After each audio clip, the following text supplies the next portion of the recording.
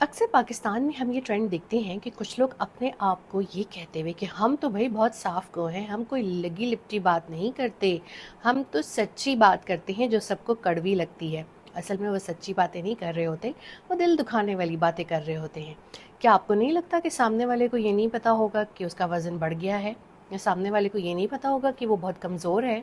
या सामने वाले को अपनी रंगत के बारे में नहीं पता होगा, तो हम किसी को काला, गोरा, चिट्टा,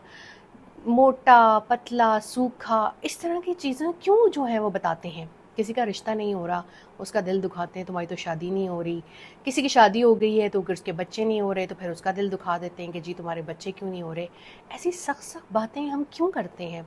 क्यों हम लोगों का दिल दुखाते हैं, जबकि हमारा मज़हब हमें कहता है कि हकूक़ुल इबाद की बहुत अहमियत है और हकूक़ पूरे करना बहुत ज़रूरी है। लेकिन फिर भी हमारे मुल्क में ये होता है कि बहुत से लोग जो हैं वो फिर भी ऐसी बातें करते हैं, तुम्हारी तनख्वाह क्यों कम है, तुम किराए के घर पे क्यों रहते हो,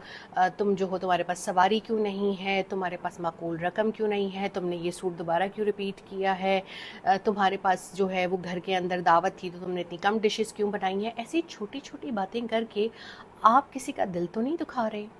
किसी को कमतर साबित करके, किसी का मजाक उड़ा के, किसी की डिसेबिलिटी पे उस टॉन्ट करके, किसी की कमज़ोरी को जो है वो मजाक बना के, अगर आप ऐसा कर रहे हैं तो ये काम बिल्कुल रोक दीजिए, क्योंकि ये मुनासिब नहीं है।